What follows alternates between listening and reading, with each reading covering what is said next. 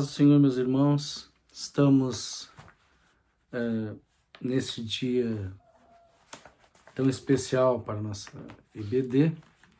É o dia em que nós enviamos as nossas lições das pré-aulas concernentes ao estudo que vamos ter no final de semana seguinte.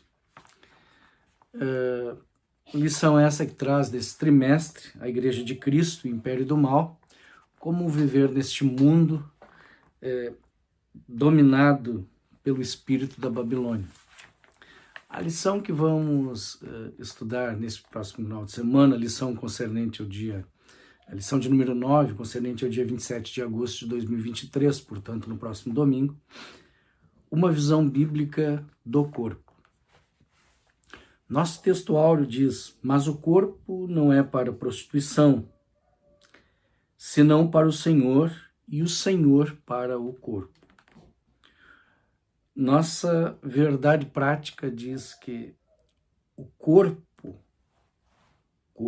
é o templo do Espírito Santo, e por isso deve ser conservado em santificação até a volta de Cristo. Nossa leitura bíblica em classe se encontra no livro de 1 Coríntios, capítulo 6, versículo 12. Os irmãos vão ler, o texto onde Paulo está dizendo à igreja de Corinto, a partir do versículo 1 Coríntios, capítulo 6, versículo 12 até o 20, todas as coisas me são lícitas, mas nem todas me convêm. Todas as coisas me são lícitas, mas eu não me deixarei dominar por nenhuma. Os manjares são para o ventre, e o ventre para os manjares. Deus, porém, aniquilará tanto um contra os outros, como os outros. Mas o corpo não é para a prostituição, senão para o Senhor, e o Senhor para o corpo. Ora, Deus, que também ressuscitou o Senhor, nos ressuscitará a nós pelo seu poder. Não sabeis vós que os vossos corpos são membros de Cristo? Tomarei, pois, os membros de Cristo e faloei membros de uma meretriz? Não, por certo.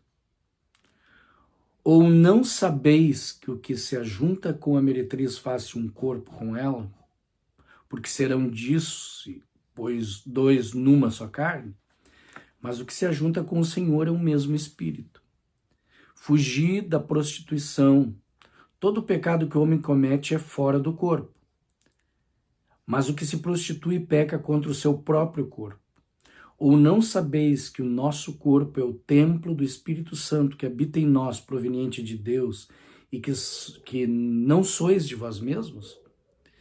Porque fostes comprados por bom preço. Glorificai, pois, a Deus no vosso corpo e no vosso espírito, os quais pertencem a Deus. A apresentação da nossa lição neste final de semana, os nossos professores que estarão lecionando aos nossos alunos, ela traz alguns objetivos, 3 objetivos, portanto. Ensinar a criação do ser humano, por que ele foi criado, expor a visão bíblica do corpo, para o que ele serve, para o que ele se propõe, e contrapor a visão secular do corpo. Então nós vamos entender através da explanação do pastor Douglas Batista, que é o comentarista da nossa lição, e ele traz fatos bem interessantes para nós entendermos um pouco melhor esta visão bíblica do corpo.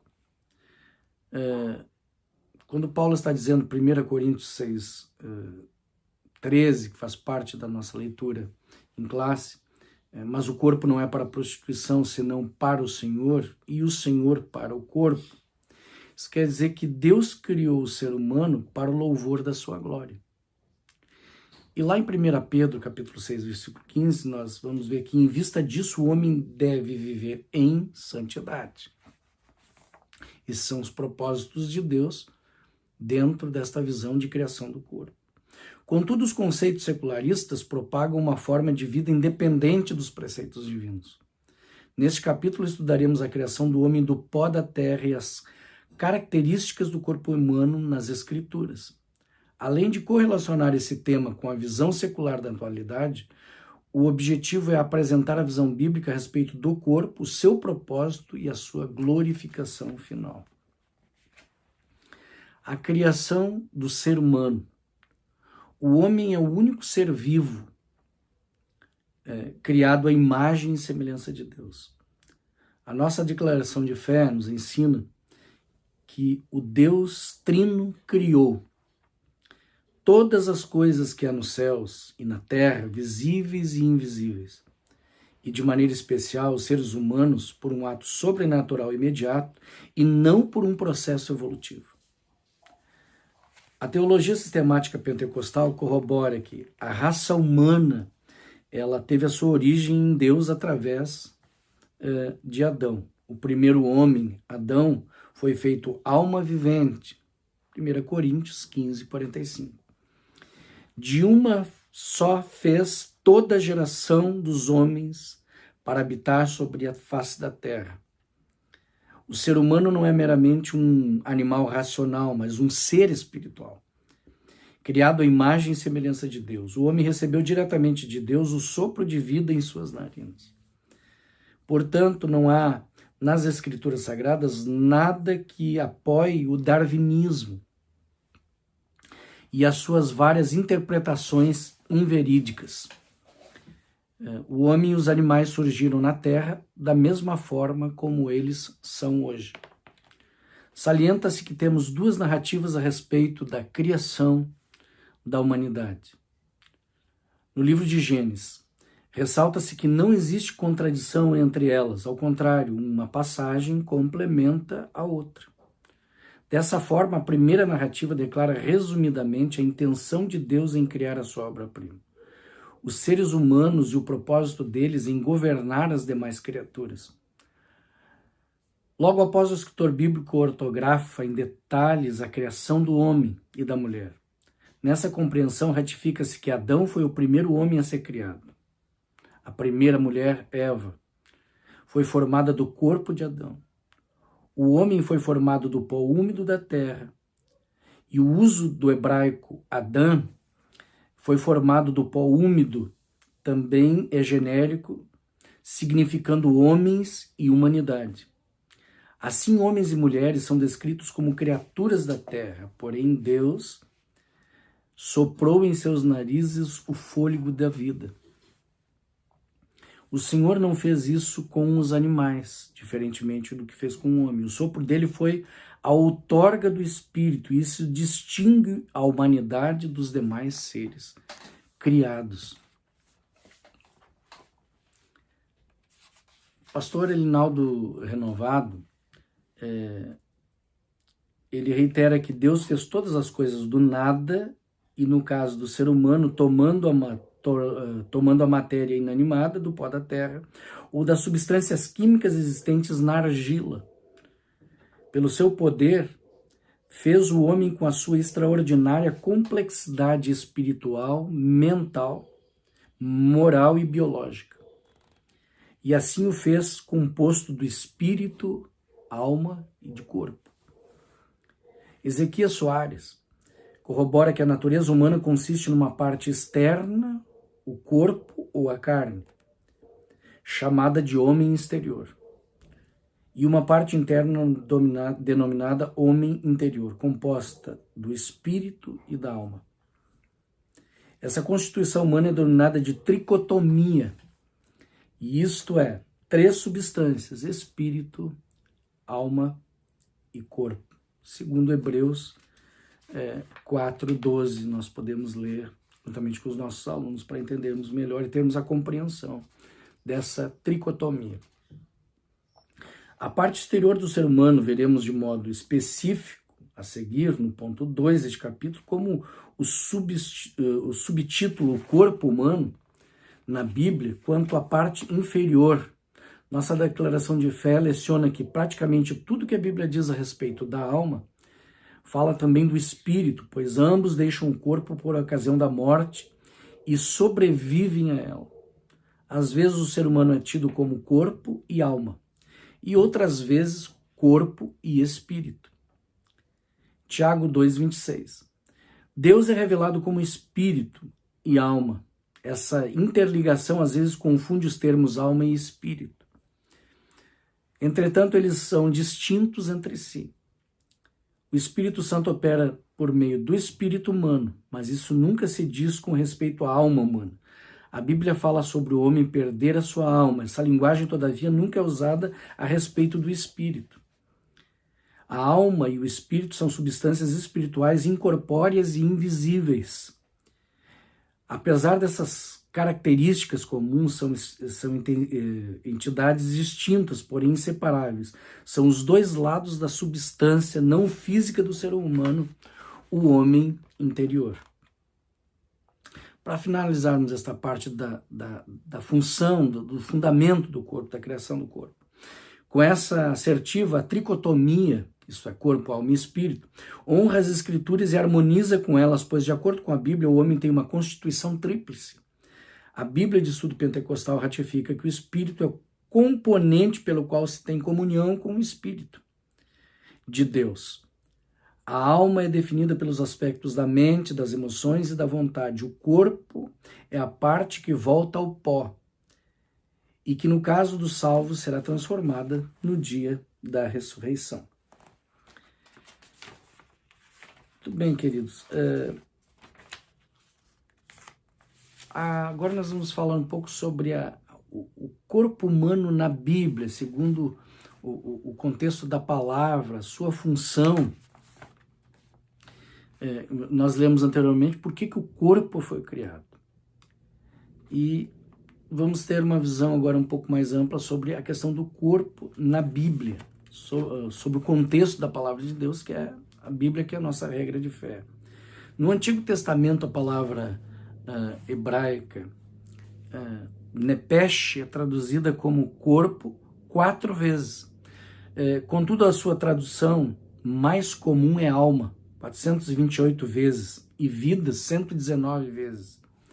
Talvez a palavra basar, carne, seja a que mais se aproxima da distinção entre corpo e espírito. No Novo Testamento, o termo corpo normalmente se identifica a parte exterior do ser humano.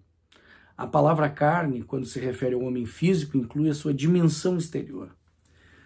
Ambos indicam a parte visível e material da natureza humana.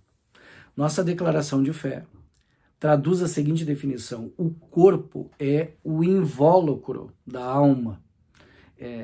Digamos, seria aquela caixa que traz dentro de si o presente dado por Deus. É a parte física, o homem exterior que se corrompe, ou seja, envelhece e é mortal. O homem é carne como criatura perecível, e porque toda a carne é como a erva. Isso está escrito lá em 1 Pedro, capítulo 1, versículo 24. Rejeitamos a ideia de ser o corpo a prisão da alma e do espírito, ou de ser inerentemente mau e insignificante, pois ele é templo do Espírito Santo e templo de Deus, uma vez que o Espírito Santo habita em nós. O corpo é importante, pois Deus o ressuscitará.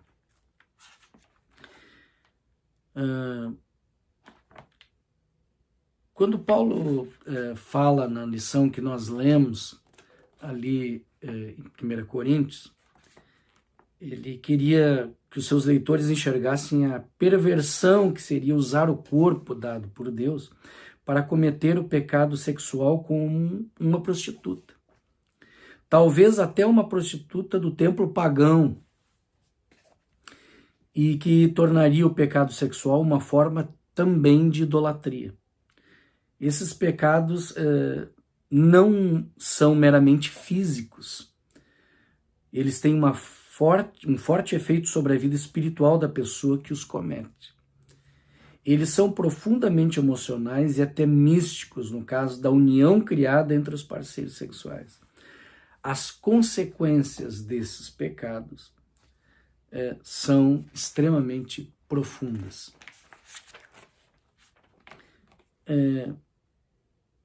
Assim sendo, o apóstolo reitera que o corpo não nos pertence, mas ele pertence a Deus.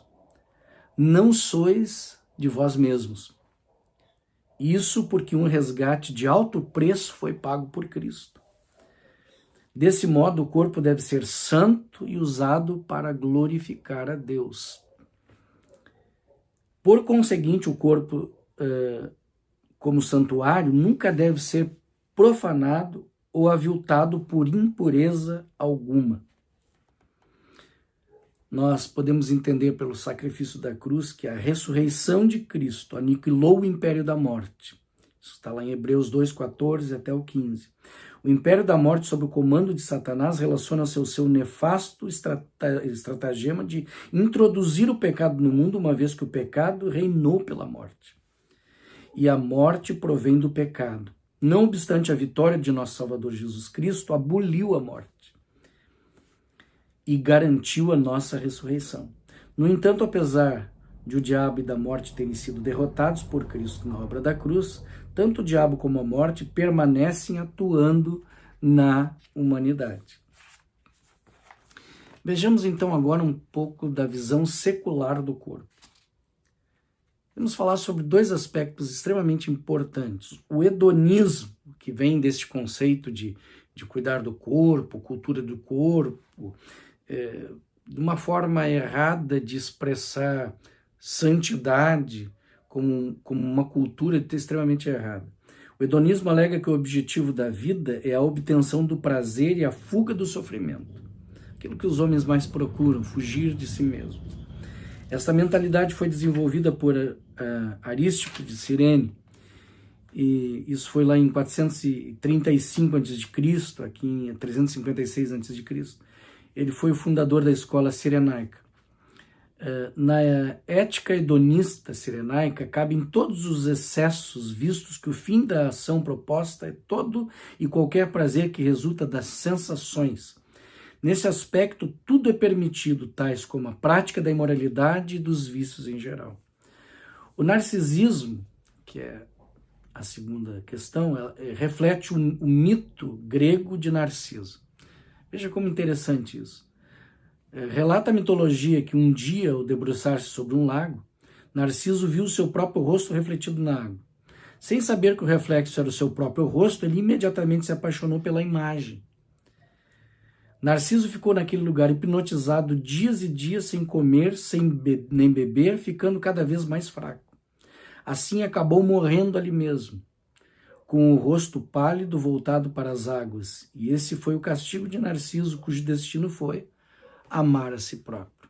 Certamente você estará lembrando de alguns casos que nós temos no nosso meio,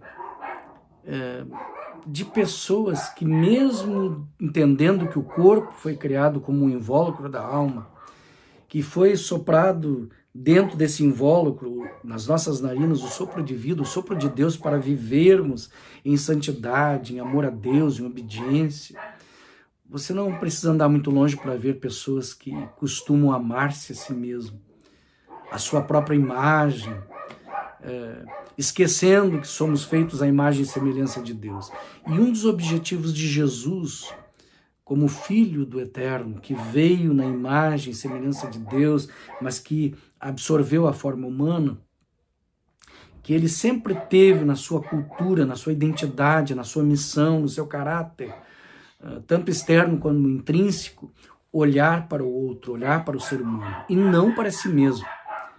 Então, narcisismo, quando nós temos pessoas que, dentro desse descuido do corpo, que olham para si mesmos, e não veem nada mais a não ser o seu nariz e o seu umbigo, costumam destrinchar o seu olhar para si mesmo e não para o outro, como Jesus fez. Então, isso também é uma forma de desrespeitar o corpo, desrespeitar a alma e o espírito, porque estão descabendo, distorcendo, se envolvendo com outro lado que não pertence àquilo que foi o propósito de Deus de criarmos dentro dessa tricotomia corpo, alma e espírito, para sermos um templo onde o Espírito de Deus habita e nos ajuda a discernir aquilo que é a vontade de Deus e não segundo o conceito do narcisismo.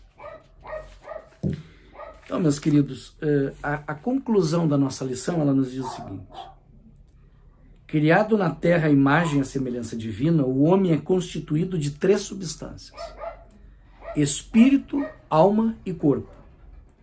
Isso está em 1 Tessalonicenses 5:23. Nessa concepção não podemos cometer pecado com o corpo nem afetar o espírito e a alma.